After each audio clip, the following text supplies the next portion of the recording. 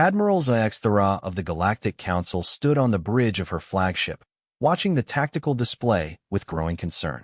The red dots representing human vessels moved across the star map in patterns that defied everything she knew about military strategy.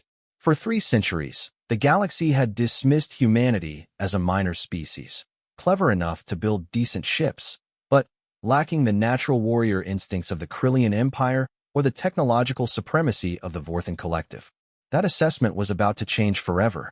Admiral, the human fleet has just executed another impossible maneuver, reported Commander Veltar, his 4 eyes blinking in rapid succession, a clear sign of stress among his species. They've somehow positioned their entire battle group behind the Krillian Third Fleet without triggering a single sensor. Zyxthara's tentacles curled in disbelief. The Krillians were the galaxy's premier military force, evolved from apex predators with reflexes faster than most species could even perceive. Their sensor technology was second only to the Vorthans. Yet somehow, a human fleet had outmaneuvered them completely.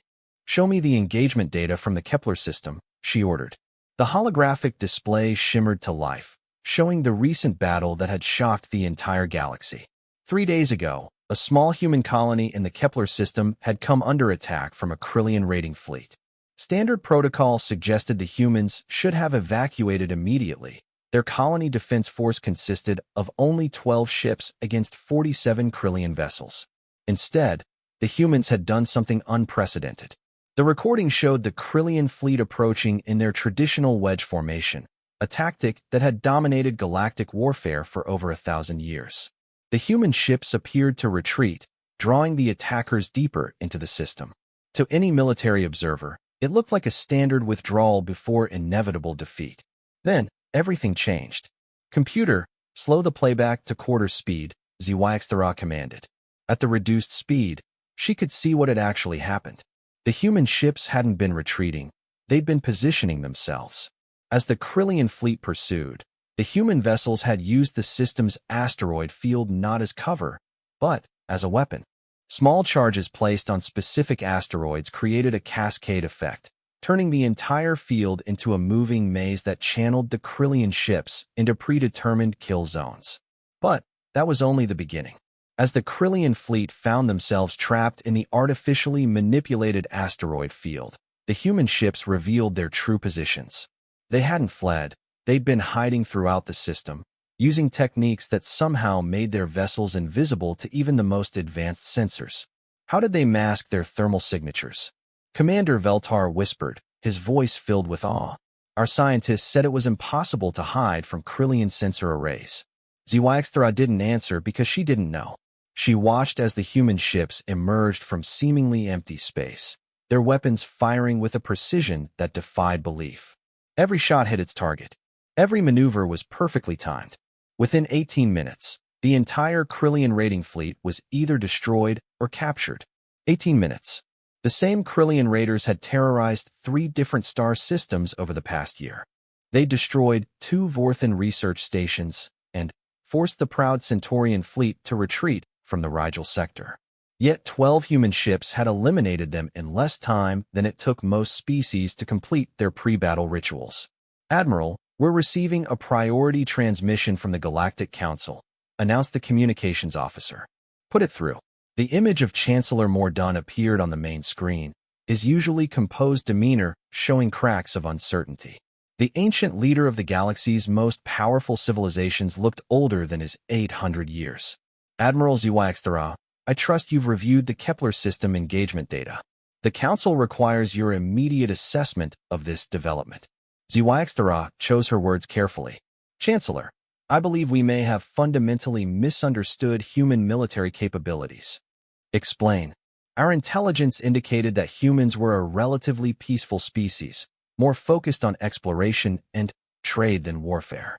We classified them as Category 4 on the military threat assessment, capable of defending themselves, but not a significant force in galactic politics." Chancellor Mordun's expression darkened. "And now I'm beginning to think we were observing exactly what they wanted us to observe." The implications hung in the air like a toxic cloud. For 3 centuries, every major galactic power had studied humanity. They'd analyzed human military exercises, examined captured human technology, and interviewed human diplomats. All the data suggested a species that was competent, but not exceptional, certainly not worthy of concern from civilizations that had mastered interstellar warfare for millennia. Admiral, are you suggesting that humanity has been deliberately concealing their true capabilities? I'm suggesting, Chancellor, that we may be dealing with a species that understands deception as a strategic art form. The communication ended, leaving Zhuangxtara alone with her thoughts and the growing realization that everything was about to change. She pulled up the classified files on human history, documents that most galactic citizens never saw. What she found there made her blood run cold. Humans had been fighting wars for their entire recorded history. Not the ritualized conflicts common among most galactic species, where honor and tradition limited the scope of violence. Human wars were total conflicts where entire civilizations fought for survival using every possible advantage. They'd fought with sticks and stones, then bronze and iron, then gunpowder and steel. They'd created weapons capable of destroying their own planet, then somehow managed to step back from that brink and expand into space. Every human advance had been driven by conflict, shaped by the need to defeat enemies who were stronger, faster, or more numerous. And they'd gotten very good at it. Computer, show me all recorded instances of human military intervention in galactic conflicts over the past 50 years. The data that appeared made Zhuangxtara's tentacles go rigid with shock. 47 separate incidents where human ships had appeared to provide humanitarian aid, rescue trapped civilians, or escort damaged vessels to safety. In every case, the humans had been thanked for their assistance, and then largely forgotten.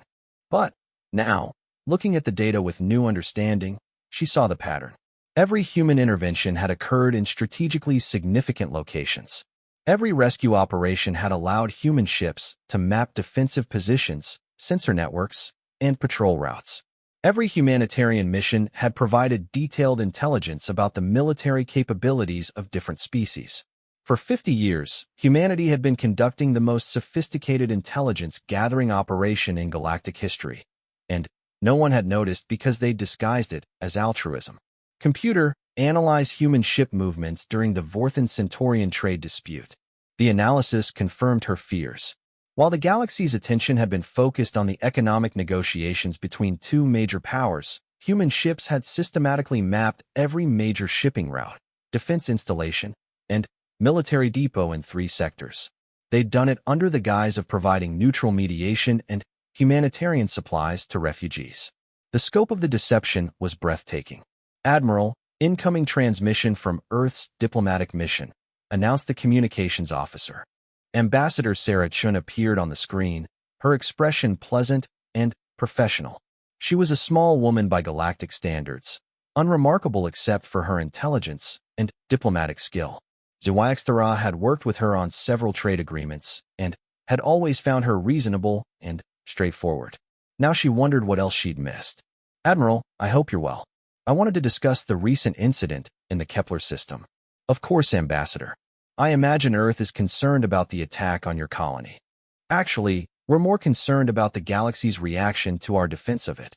Ambassador Chin's tone remained perfectly diplomatic, but something in her eyes suggested deeper currents. We've noticed increased military surveillance of human space over the past few days. Zhuangxtara felt a chill. If humans could detect galactic surveillance efforts that easily, their sensor technology was far more advanced than anyone had realized. I'm sure any increased attention is simply standard security protocol following an unusual military engagement. Unusual how? The question hung in the air. Zhuangxtara realized she was being tested, her response carefully evaluated. Ambassador Chen already knew exactly how the galactic powers viewed the Kepler engagement. This conversation was about determining how much Earth needed to reveal. Your tactical performance exceeded all previous assessments of human military capabilities. I see.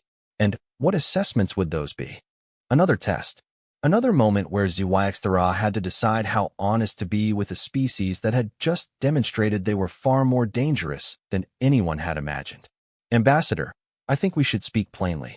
The Kepler system engagement has raised questions about Earth's military capabilities that go far beyond a single colonial defense. Ambassador Chen smiled, and, for the first time in 3 centuries of diplomatic contact, Zhuangxia saw something in human eyes that she recognized from the galaxy's apex predators.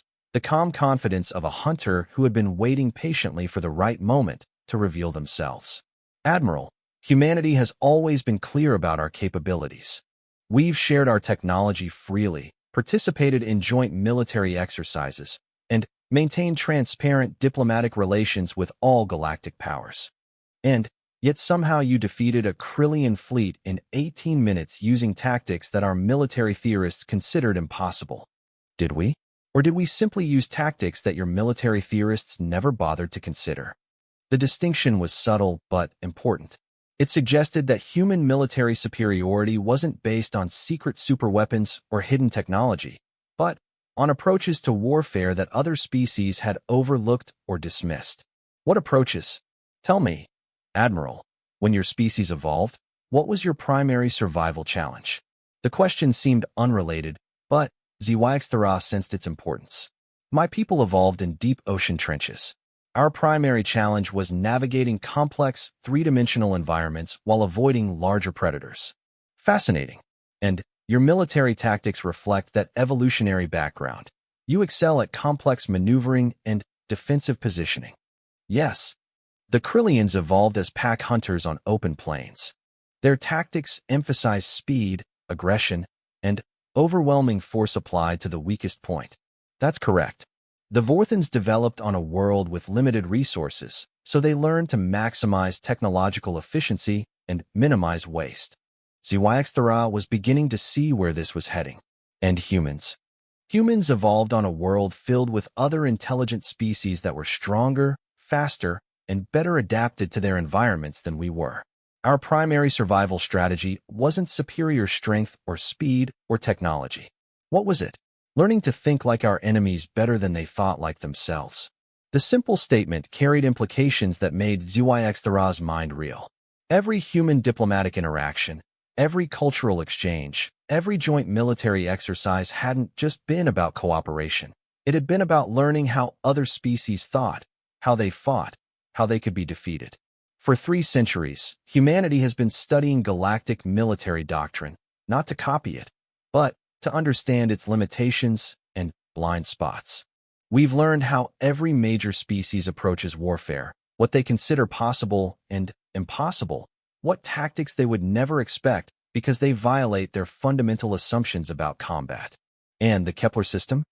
The Kepler system was a demonstration that those assumptions might be incorrect. Ambassador Chen paused, allowing the full weight of her words to sink in. Admiral, I want to be very clear about something. Humanity values peace. We prefer diplomacy to warfare, cooperation to competition.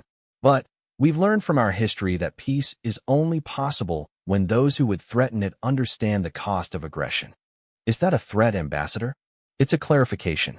For 3 centuries, the galaxy has operated under the assumption that humanity was a minor military power that could be safely ignored or easily conquered if necessary. Recent events suggest that assumption may need to be reconsidered. The transmission ended, leaving Zhuangxia staring at a blank screen and wrestling with the realization that everything had changed. The galaxy's entire balance of power was built on careful calculations of military strength and technological capability. Those calculations had just been revealed as fundamentally flawed. Her thoughts were interrupted by an urgent alert from the sensor array. Admiral, we're detecting massive energy readings from human space. Show me. The tactical display revealed something that defied belief. Across human territory, energy signatures were appearing that had never been detected before.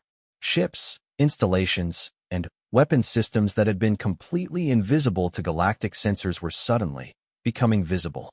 How many contacts? Admiral, I'm reading over 12,000 new signatures, and the count is still rising. 12,000 military assets that had somehow remained hidden from the galaxy's most advanced detection systems. The scope of human military might was far beyond anything anyone had imagined. But even more disturbing was the realization that humanity was choosing to reveal themselves now. after 3 centuries of concealment. They were sending a message to every power in the galaxy. We are not what you thought we were, and we're done pretending to be. As HFY watched the display continue to populate with new contacts, she understood that she was witnessing the end of one era and the beginning of another.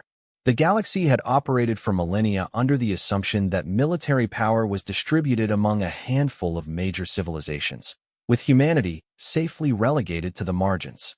That assumption was now extinct. Somewhere in human space, decisions were being made that would reshape galactic civilization. The species that had been dismissed as minor players were revealing themselves as perhaps the most sophisticated military power the galaxy had ever seen. And they were just getting started. The Galactic Council's emergency session convened within hours of the revelation. Representatives from 47 civilizations gathered in the massive chamber on Nexus Prime, their various forms of communication creating a cacophony of clicks, hums, and telepathic emanations. But, despite their different biologies, every delegate shared the same expression of shocked uncertainty. Chancellor Mordun called for order with more difficulty than he'd experienced in decades. The ancient Zarathi leader had overseen galactic politics for 8 centuries, guiding civilization through wars, plagues, and cosmic disasters. Yet the revelation of humanity's hidden military might had shaken even his legendary composure. Fellow delegates, he began, his voice carrying the harmonic undertones that marked his species' formal speech. We face an unprecedented situation. Our fundamental understanding of galactic military balance appears to have been incomplete.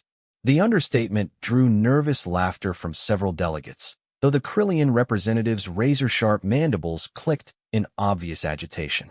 General Thakinar had built his reputation on the supposed invincibility of his species' military doctrine. The destruction of an entire Krillian fleet by 12 human ships had struck at the core of his people's identity. Incomplete. General Thakinar's voice carried the harmonic growl that indicated barely controlled rage. Chancellor, our intelligence services have been monitoring human military capabilities for 3 centuries. Every major power has. We've analyzed their technology, observed their tactics, evaluated their strategic thinking. By every measure we understand, they should not have been capable of what occurred in the Kepler system. Delegate Vorthun of the Vorthan Collective activated her translation matrix, her mechanical voice adding to the tension. General Thakinar raises the fundamental question. If our intelligence was so thoroughly compromised, what other assumptions must we now question? The query sparked a storm of responses from around the chamber. Species that had considered themselves secure in their military supremacy suddenly faced the possibility that they knew nothing about their true strategic position. Order. Order. Chancellor Mordun's harmonic voice cut through the chaos. Before we proceed, I believe we should hear from our Military Analysis Committee. Admiral Kethvara of the Centaurian Star Navy rose to address the assembly. His species' natural authority and tactical genius had made them the galaxy's premier military advisors for generations. If anyone could explain what had happened, it would be him. Honored delegates, my staff has conducted a thorough analysis of the Kepler engagement. What we discovered challenges every fundamental principle of galactic warfare. He activated the chamber's holographic display, showing the battle from multiple angles and sensor perspectives. The human ships used a form of adaptive camouflage that somehow renders them invisible to all known sensor technologies. This suggests materials science advances that are centuries beyond our current understanding. Impossible, interrupted Dr. Zelnath, the galaxy's leading expert on stealth technology. My research team has examined every possible approach to sensor evasion. The energy requirements alone would make such systems impractical for combat vessels. Admiral Kethvara nodded grimly. That was our conclusion as well, Dr. Zelnath. Yet the evidence is undeniable. Furthermore, the human's tactical coordination suggests either instantaneous faster-than-light communication or artificial intelligence systems far more advanced than anything in our databases. The implications sent ripples of unease through the chamber.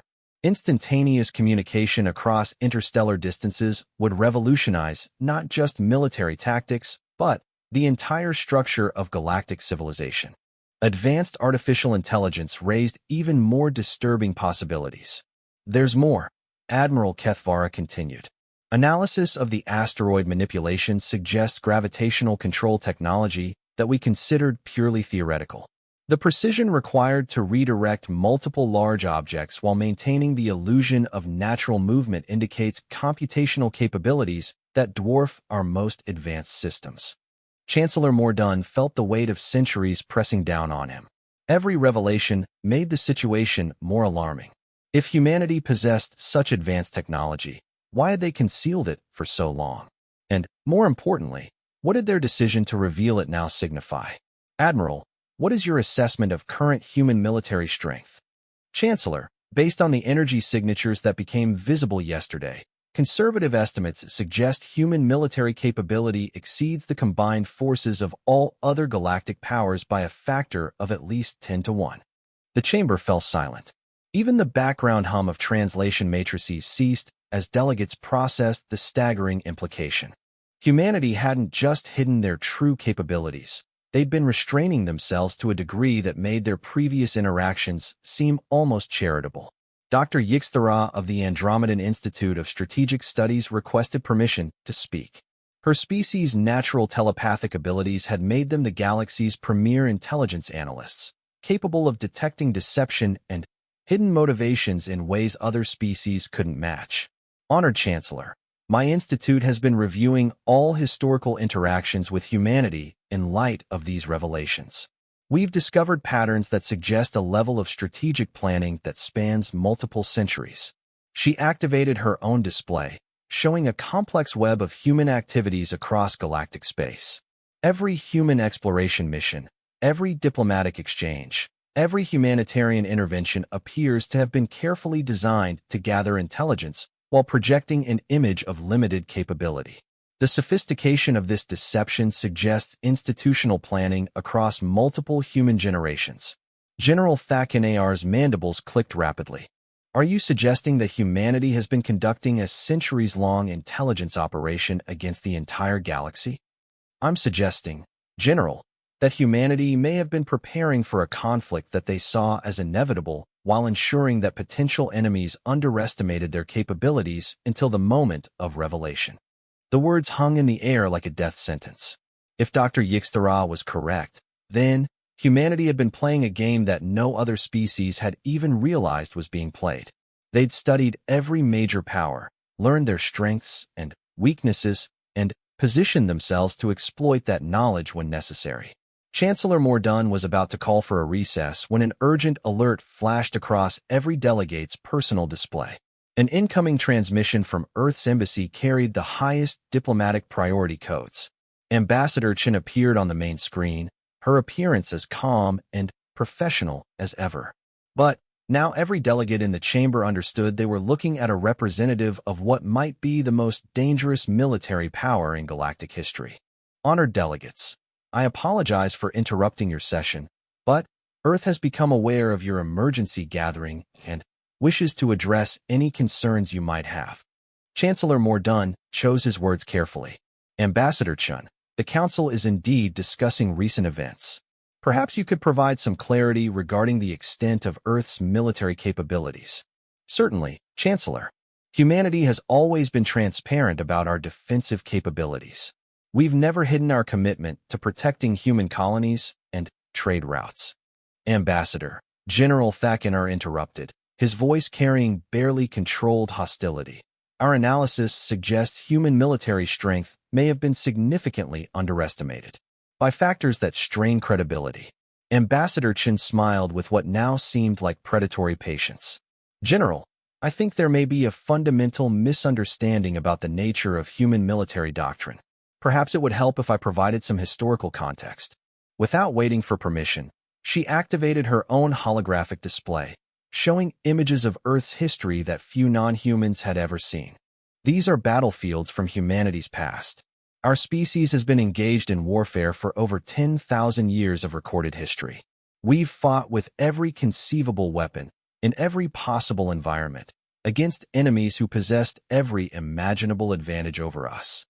The images showed the devastation of human conflicts, cities reduced to rubble, landscapes scarred by weapons that could reshape continents, the aftermath of wars that had consumed entire civilizations. We learned early in our history that survival often depends not on being the strongest or the fastest, but on being the most adaptable and the most prepared. When we entered galactic civilization, we brought those lessons with us. Dr. Yixthara leaned forward, her telepathic abilities detecting currents of meaning beneath the ambassador's words. Ambassador, are you saying that humanity has been preparing for galactic warfare since first contact? I'm saying, Doctor, that humanity has been preparing for the possibility of conflict since before we left our home system. We've hoped it would never be necessary, but we've planned as if it were inevitable. The distinction was subtle but crucial. Humanity hadn't been planning to start a war. They'd been preparing to win one if forced to fight it. The Kepler system engagement was not an example of humanity revealing new capabilities, Ambassador Chen continued. It was an example of humanity using a tiny fraction of our actual capabilities to defend our citizens. Chancellor Mordun felt the foundations of his worldview crumbling. How much of humanity's true military potential was demonstrated in that engagement? Less than 1%. The number hit the chamber like a physical blow. If the destruction of an entire Krillian fleet represented less than 1% of human capability, then the galaxy's entire understanding of military power was not just wrong, it was absurdly inadequate. Why? The question came from Delegate Cythera of the Tau Cetan Republic, her species' natural curiosity overcoming diplomatic protocol. Why conceal such overwhelming superiority? You could have dominated galactic politics from the moment of first contact. Because, Delegate Cythera, domination was never our goal.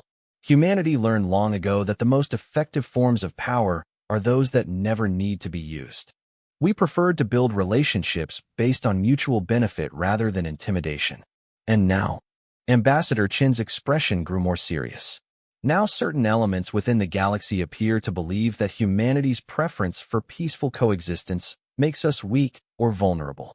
Recent attacks on human colonies suggest that some civilizations have misinterpreted our restraint as inability. The message was clear. Humanity's long period of concealment was ending because threats were emerging that required a response. The galaxy was about to discover what happened when the most militarily advanced species in known space decided that patience had its limits. Ambassador, Chancellor Mordun said carefully, what would Earth require to continue our current peaceful coexistence? Nothing more than what we've always required, Chancellor. Respect for human sovereignty, protection for human citizens, and recognition that humanity's desire for peace should not be mistaken for weakness. The simple demands carried implications that made every delegate in the chamber recalculate their species' relationship with humanity.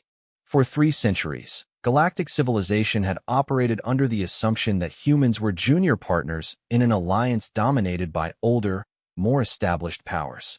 That assumption was now revealed as potentially suicidal. I should also mention, Ambassador Chen added, almost as an afterthought, that Earth has decided to be more transparent about our defensive preparations. Over the next few days, you may notice increased activity in human space as we adjust our posture to match current threat levels. The euphemistic language couldn't disguise what she was really saying. Humanity was mobilizing, and the galaxy was about to see the true scope of human military might. Thank you for your time, honored delegates. Earth looks forward to continuing our productive relationships with all peaceful civilizations. The transmission ended, leaving the chamber in stunned silence. Every delegate understood that they had just witnessed a watershed moment in galactic history. The species that had been dismissed as a minor power had politely informed the galaxy's ruling council that their patience was running out. Chancellor Mordun looked around the chamber at faces that reflected his own shock and uncertainty. Decisions made in the coming days would determine whether the galaxy's future would be shaped by cooperation or domination. And, for the first time in 8 centuries of leadership, he wasn't sure which outcome humanity would choose. The transformation began 72 hours after Ambassador Chen's address to the Galactic Council. Across human space, installations that had been invisible to every sensor array in the galaxy suddenly blazed with energy signatures that dwarfed anything seen before. shipyards that could construct vessels the size of small moons, defense platforms that channeled the power of entire stars, fleet formations that stretched across multiple solar systems. The galaxy watched in stunned silence as humanity revealed the infrastructure of the most advanced military civilization in known history. On Nexus Prime, emergency sessions ran continuously as delegates struggled to comprehend the scope of what they were seeing. The numbers defied belief.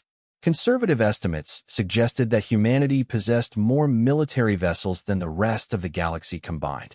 Their individual ships appeared to be centuries ahead of anything other species had developed. But the most disturbing revelation was yet to come.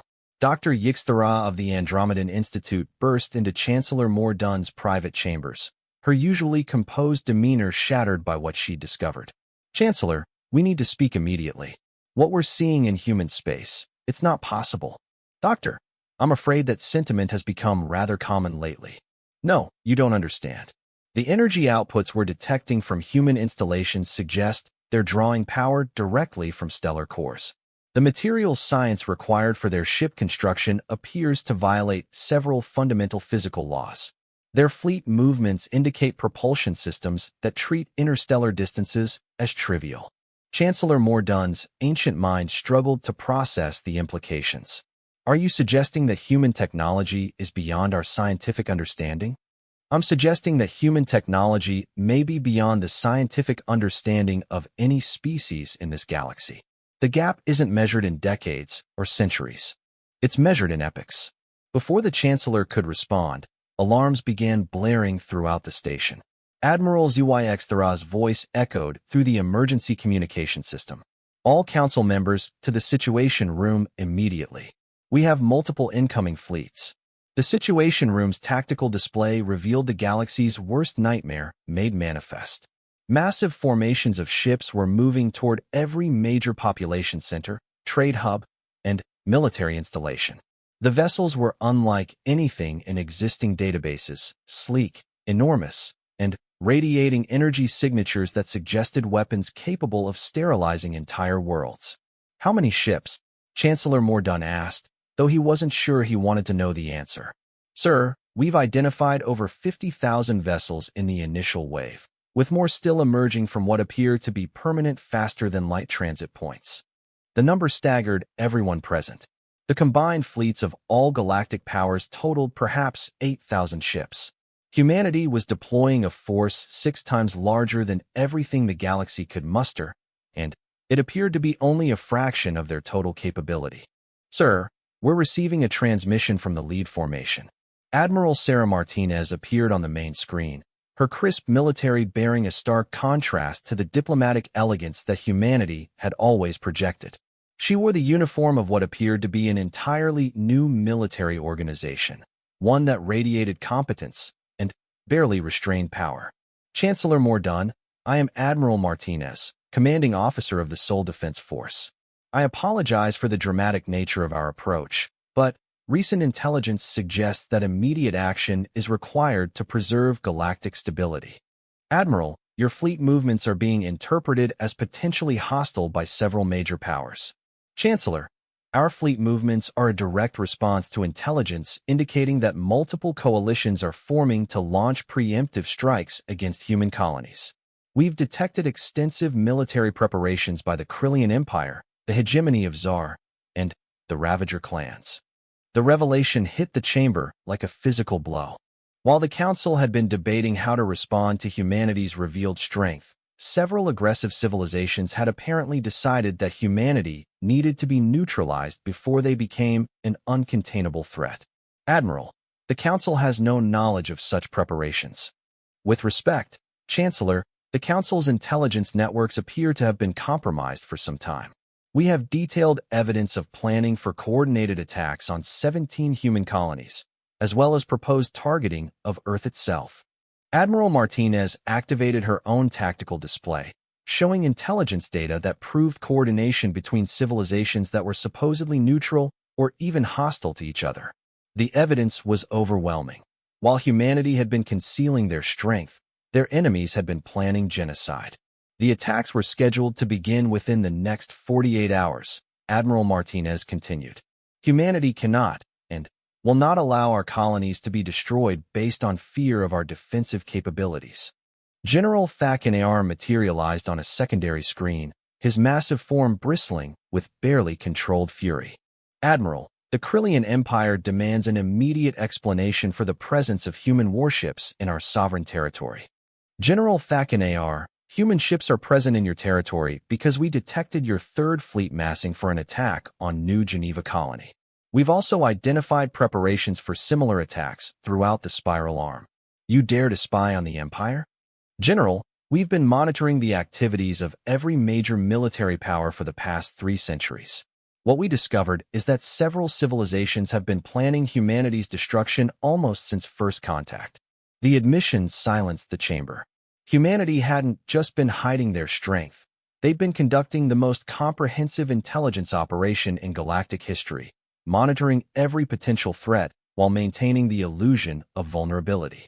Admiral Zhuangxtara leaned forward, her tentacles coiled with tension. Admiral Martinez, what are humanity's intentions?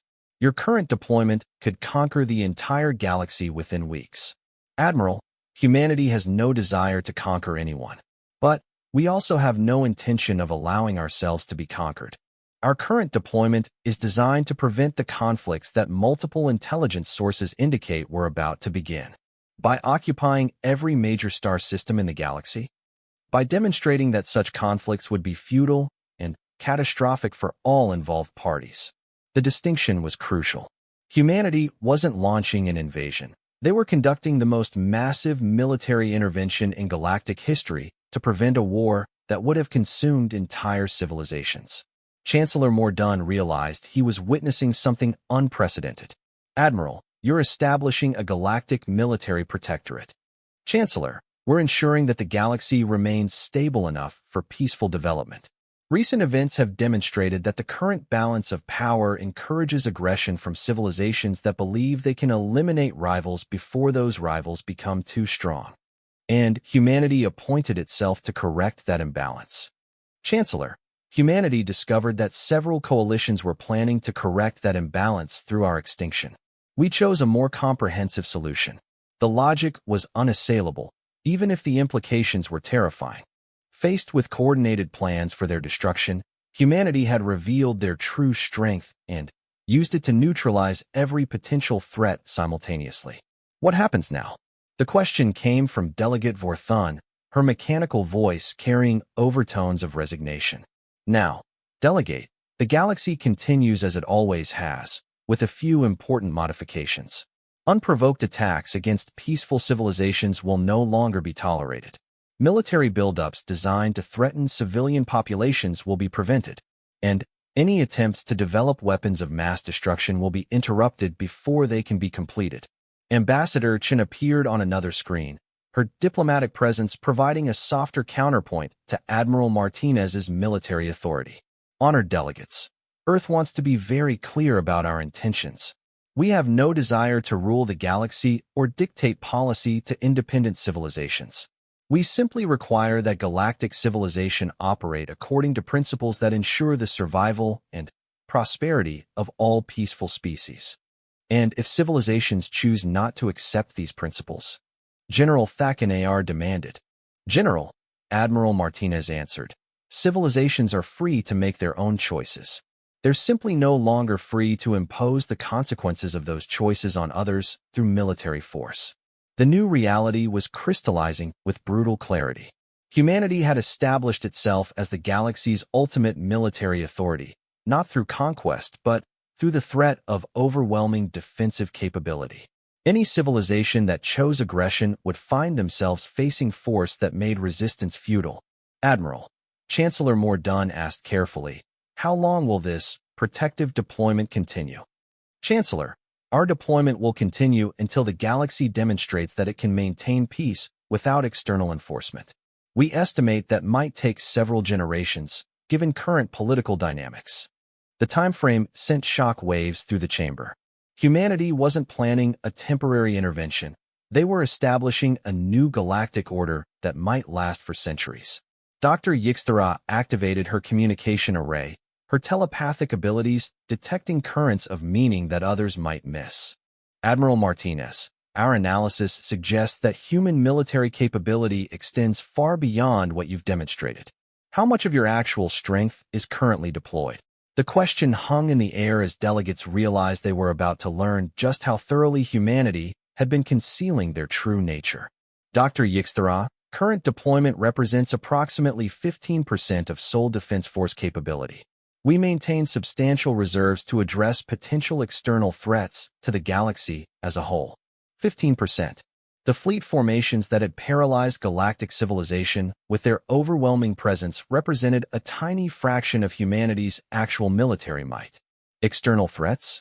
Chancellor Mordun asked. Chancellor, the galaxy exists in a universe filled with civilizations that haven't developed humanity's commitment to peaceful coexistence. Our intelligence networks extend far beyond the boundaries of known space, and we've identified several potential threats that would require coordinated galactic response. The implications were staggering. Humanity wasn't just managing internal galactic politics. They were defending the entire galaxy against threats that other species hadn't even discovered yet. What threats? That information is classified at levels beyond current galactic security protocols. Suffice it to say that humanity's military preparations have always been designed to address worst-case scenarios that extend far beyond regional conflicts. Ambassador Chen leaned forward, her expression becoming more serious than any delegate had ever seen. Honored delegates, I want you to understand something that may not be immediately obvious. Humanity spent 3 centuries studying galactic civilization not just to understand potential enemies, but to determine whether the galaxy was worth protecting. The simple statement carried implications that made every delegate reconsider everything they thought they knew about humanity's motivations.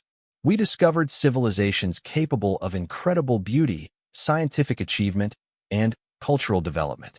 We also discovered civilizations capable of casual genocide, systematic oppression, and deliberate cruelty. Our challenge was determining how to preserve the former while neutralizing the latter.